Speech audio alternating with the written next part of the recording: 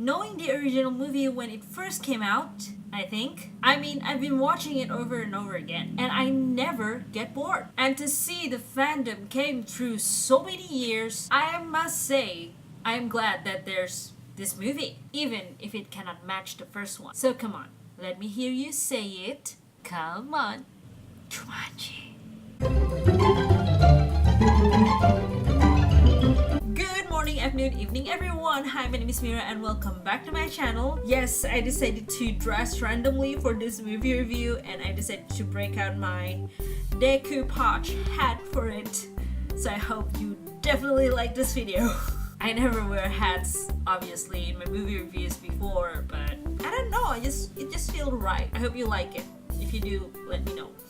As always, before we begin, please click that bell button besides my subscribe button if you haven't, so you'll be notified if I upload something new. Yes, of course, everyone should know Jumanji. It's one of many adventure movies that are kid-friendly in the old days, and one that I can actually enjoy. Plus, the premise is unique because not many movies back then is based on a games, unlike countless one that is available now. Not that new game-based movies are bad though, but Jumanji was different. It was fast-paced, funny, brilliant, and has a great storyline. Plus, it has Robin Williams, and I love seeing Robin Williams on screen because he's one of the most funniest man alive. So imagine my surprise when I heard another brilliant actor wants to take a swing at the sequel for Jumanji. I'm thinking, well, this could be interesting. Storyline is actually in reverse of what we saw in the first one. Instead of the game coming out to the real world, it was the players who got sucked in Jumanji's world. The board game that we all know and love has transformed into a little game disc that someone played in their console, and he got sucked in because of it. Then that console is somehow ended in the hands of 4 detention kids in a school where they got bored with their punishment, they played a game, and in turn, they got sucked in altogether. Obviously, the one way that they could come out is, well, in the game. Simple enough. Anyone could have guessed how the story goes.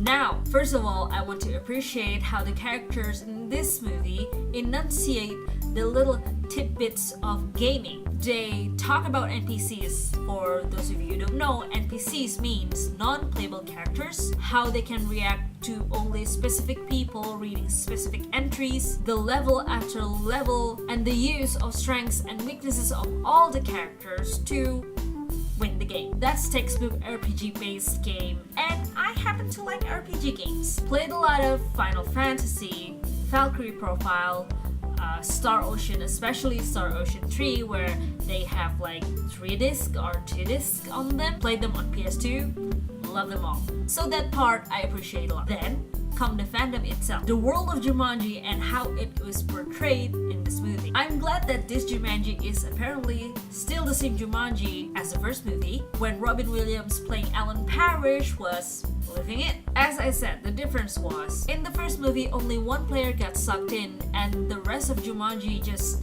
appear based on the roll of dice and where the pawn landed on the tiles. This one is the opposite. A player choose a character and they became the character that they choose. Each character has their own strengths and weaknesses, but they have one common goal: to finish the game and get back to reality. So it is good that the people responsible decided to keep the fandom as it is, didn't change it much, and still have a little Easter eggs here and there. I especially like it when I saw Alan Parrish's name etched on a branch. However, if there's one thing that irks me, is how the board game easily transformed to a video game. Yes, I get it. The board game itself is magical and always lure people to play the game and risk their lives on it so they can finish the game. Otherwise, they can't go back to their normal lives. And they also have time travel traits, which puts our players, Alan Parrish and Alex Freak, back to where they came from. No, not where, when they came from, and doesn't stuck in their own age after finishing the game. But how the heck can the board game transform to a game cartridge after the game itself watch someone else play a video game. It's just the laziest transition ever, and I'm a wee bit disappointed in it. Another thing that bothers me is how the movie ends. It's supposed to end when someone puts the green orb or green jewelry back to the Jaguar statue and yells Jumanji, right? But then there's a stretch after The Rock plays the jewelry and actually yelling Jumanji, which for me, the stretch is totally unnecessary because when they actually yell Jumanji, my face was flat. Like I expect this to happen a few beats ago. Why stretch it? Plus I thought they would be transported back as soon as the stone is set in the Jaguar, just like when Alan Parrish yelled Jumanji and everything got back into place. Why there's an epilogue of them shaking hands with the NPC? But with that annoying things aside, now I will talk about the characters. I might ramble a bit about this one because there are a lot of things that I like and a lot of things that I don't like. Maybe I will talk about my favorite first, which is a split between Moose Finbar or Fridge and Dr. Shelley or Bethany. Both played by exceptionally great comedians, which is why I can't choose. Kevin Hart nailed the improv dialogue so many times with his comebacks and his excellent timing basically, where Jack Black can really make use of him being a girl trapped in a plus-size man body. She literally learned everything about being a man for the first time and is very excited about it. And I can really imagine Bethany being so chipper about learning how to pee as a man.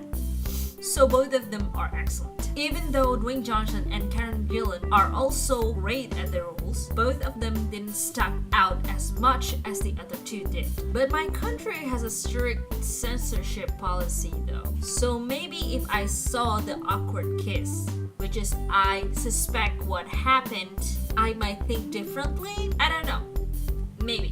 Could be. Another notable character is actually Fan Pal, played by Bobby Cannavale. Seen him in many movies before and he is a great actor. Although what I want to highlight here is the fact that the Fan Pal character still exists as a villain. The previous Fan Pal is also a hunter and also the villain in the story. It's just another tidbit from Jumanji that didn't disappear and I'm quite happy about it. Although I do have a problem with the character played by Nick Jonas though. I mean, mosquito as his weakness? They are in a tropical forest. Of course, there's going to be an abundance of mosquitoes everywhere. So when the character died, I just like, nah. But bottom line, as always, should you watch this movie? For some people, it might be a little bit cheesy and definitely not as good as the original. And there's a little like moments that keep me unsure. But in the end, it's still a good comedy movie. And I think it's suitable for everyone who has a slapstick sense of humor or any sense of humor basically. So that is all I have for you guys today. Thank you so much for watching. I hope you like my review. I hope you like my hat and I hope you like my outfit. And I hope this video makes you happy. Don't forget to comment, like, and subscribe, and follow me on Facebook and Instagram because why not? You can see me post silly things there, especially on Instagram. Thank you again so much for watching and I will see you next time.